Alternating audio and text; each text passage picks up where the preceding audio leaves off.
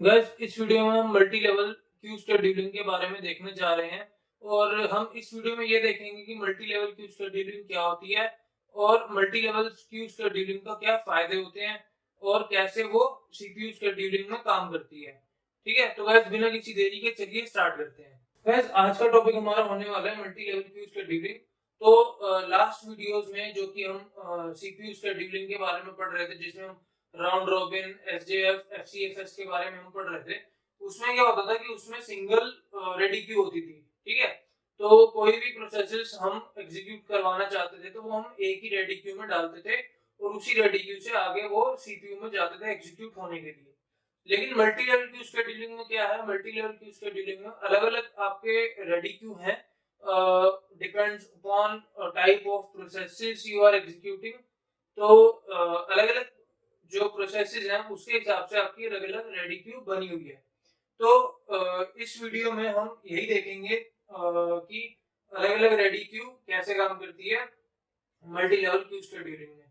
और यहाँ पे मैंने एक डायग्राम बना रखा है, जैसे कि यहाँ पे system processes, interactive processes, batch process, student process, ये चार तरीके के प्रोसेस होते हैं मल्टी लेवल क्यू शेड्यूलिंग में, जिसके बेसिस पे हम रेडी क्यू डिफाइन करते हैं अलग अलग। ठीक है, अब जैसे मान लो सिस्टम प्रोसेस का अलग रेडी क्यू है, इंटरएक्टिव प्रोसेस का अलग रेडी क्यू है, बैच प्रोसेस का अलग रेडी क्यू है और स्टूडेंट प्रोसेस का अलग रेडी क्यू है। यहाँ तक बात समझ आ गई। अब उसके बाद प्रायोरिटी होती है इन सब की कि किस बेसिस पे किसको कितनी प्रायोरिटी मिलेगी। तो सिस्टम प्रोसेस की हमेशा सबसे ज्यादा प्रायोरिटी होती है, इंटरएक्टिव प्रोसेस की उससे कम होती है और ऐसे ही नीचे करते करते हम लोएस्ट प्रायोरिटी में आ जाते हैं, जो कि हमारा स्टूडेंट प्रोसेस होता है। ये सब हम आपको इसी वीडियो में एक्सप्लेन करेंगे कि सिस्टम प्रोसेस क्या होता है, इंटरएक्टिव प्रोसेस क्या होता है और स्टूडेंट प्रोसेस क्या होता है और बैच प्रोसेस क्या होता है। ठीक है, तो अब स्टार्ट करते हैं हाईएस्ट प्रायोरिटी से। ठीक है, तो सिस्टम प्रोसेस क्या होते हैं? सिस्टम प्रोसेस वो प्रोसेस होते हैं जो ऑपरेटिंग सिस्टम खुद ही काफी सारे प्रोसेसेस अपने अंदर करता रहता है, तो उसको हम सिस्टम प्रोसेस कहते हैं। इसकी प्रायोरिटी जो होती है वो काफी हाई होती है और काफी सारे जो प्रोसेसेस होते हैं जो ऑपरेटिंग सिस्टम खुद करता है चीजें करने के लिए हार्डवेयर में, तो वो सारे सिस्टम प्रोसेसेस में माने जाते हैं और इनकी जो स्पीड होती है काफी ज्यादा होती है और उस हिसाब से इनकी प्रायोरिटी भी सबसे पहले होती है। उसके बाद आता है इंटरएक्टिव प्रोसेस। अब इंटरएक्टिव प्रोसेस क्या होते हैं कि ये ऐसे तरीके के प्रोसेस होते हैं जिसमें जो हार्डवेयर है और जो सॉफ्टवेयर है वो आपस में इंटरैक्ट करता है। तो इसीलिए इंटरएक्टिव प्रोसेस की जो प्रायोरिटी होती है वो सिस्टम प्रोसेस से कम होती है। अब फॉर एग्जांपल इंटरएक्टिव प्रोसेस क्या होते हैं कि मान लो किसी को कोई किसी प्रोसेस में किसी का इनपुट चाहिए होता है, तो इनपुट वो आपको सॉफ्टवेयर के थ्रू ही मिलेगा, हार्डवेयर के थ्रू आपको इनपुट नहीं मिल सकता। हाँ, वो बात अलग है कि जो इनपुट होता है वो हम जैसे यूजर ही प्रोवाइड करते हैं, लेकिन वो जाता कैसे है, वो सॉफ्टवेयर के थ्रू ही जाता है हार्डवेयर के पास।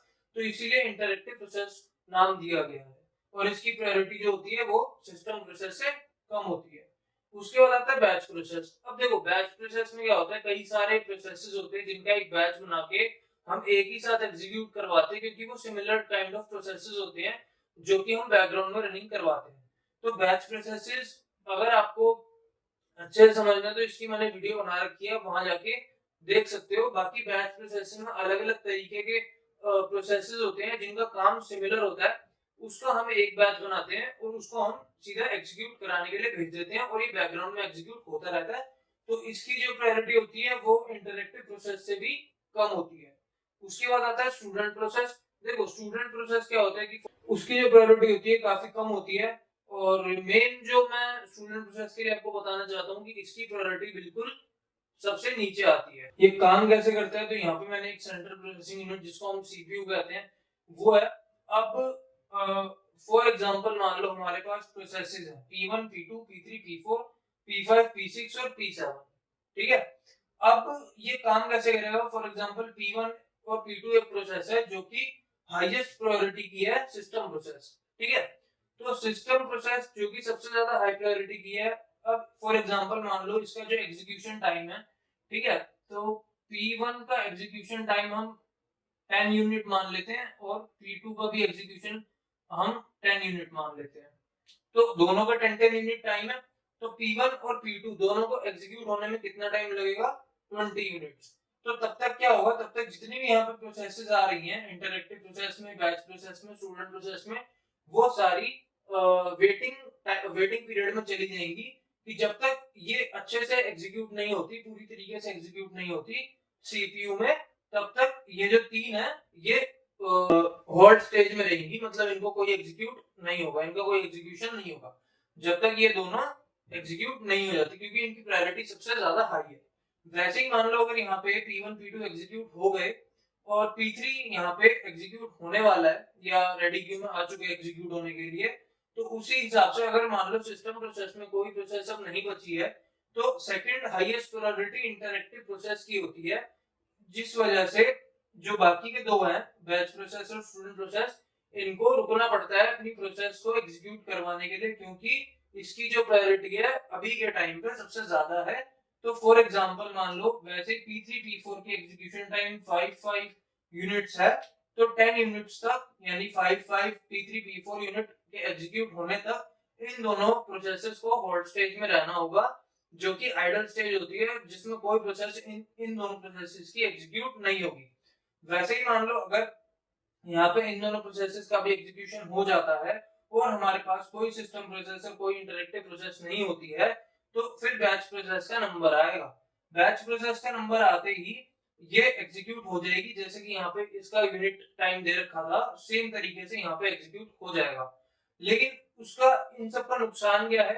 इन सब का नुकसान ये है कि ये तीन जो प्रोसेसेस हैं ये तो एग्जीक्यूट हो जाएंगी, लेकिन प्रायोरिटी के हिसाब से। अब फॉर एग्जांपल मान लो ये कुछ ज्यादा इंपॉर्टेंट प्रोसेस है, बीच में जो इंटरएक्टिव प्रोसेस आई है, तो इसको रुकना पड़ेगा जब तक कि ये एग्जीक्यूट नहीं हो जाती, और उसी हिसाब से बैच प्रोसेसेस को रुकना पड़ेगा जब तक इंटरएक्टिव प्रोसेस एग्जीक्यूट नहीं हो जाती। इस हिसाब से स्टूडेंट प्रोसेस का नंबर तो कभी आएगा ही नहीं। क्यों? क्योंकि मान लो बैच प्रोसेस P6 एग्जीक्यूट हो चुकी है, तो इसके एग्जीक्यूट होते ही मान लो एक नया प्रोसेस इंटरएक्टिव प्रोसेस में भी आ जाए और सिस्टम प्रोसेस में भी आ जाए, तो उस हिसाब से स्टूडेंट प्रोसेस का तो कभी नंबर आएगा ही नहीं, ये हमेशा आइडल स्टेज में या नॉन एग्जीक्यूशन स्टेज में होगी। ठीक है, तो यही एक इसका ड्रॉबैक है कि जब तक हाई प्रायोरिटी प्रोसेसेस आती रहेंगी, तब तक लो प्रायोरिटी प्रोसेसेस को एग्जीक्यूशन टाइम या एग्जीक्यूशन में जाने को टाइम नहीं मिलेगा।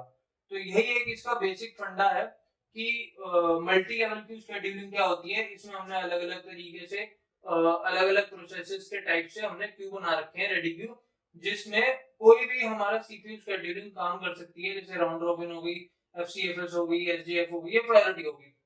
वो किसी भी मेथड से आप सीपीयू शेड्यूलिंग करवा सकते हो, उसका कोई फंडा नहीं है। मेन फंडा यही है कि जब तक हमारी प्रायोरिटी हाई है जिस प्रोसेस की, वो सबसे पहले एग्जीक्यूट होगी, और जिस प्रोसेस की प्रायोरिटी सबसे लो है वो सबसे बाद में एग्जीक्यूट होगी। ठीक है, तो ये एक कंसेप्ट था मल्टी लेवल क्यू शेड्यूलिंग का। तो अभी आगे आने वाली वीडियो में हम इसका सॉल्यूशन भी देखेंगे, जो है मल्टी लेवल फीडबैक शेड्यूलिंग। उसमें क्या होता है कि उसमें आप हाई प्रायोरिटी टास्क कंप्लीट करते ही अगर मान लो कोई आपका लो प्रायोरिटी टास्क है, तो वो भी आप बीच में एग्जीक्यूट करवा सकते हो। वो मैं आपको अगली वीडियो में बताऊंगा कि वो कैसे होगा। अभी के लिए इतना ही गाइस, मिलते हैं नेक्स्ट वीडियो में। Till then I will see you next time.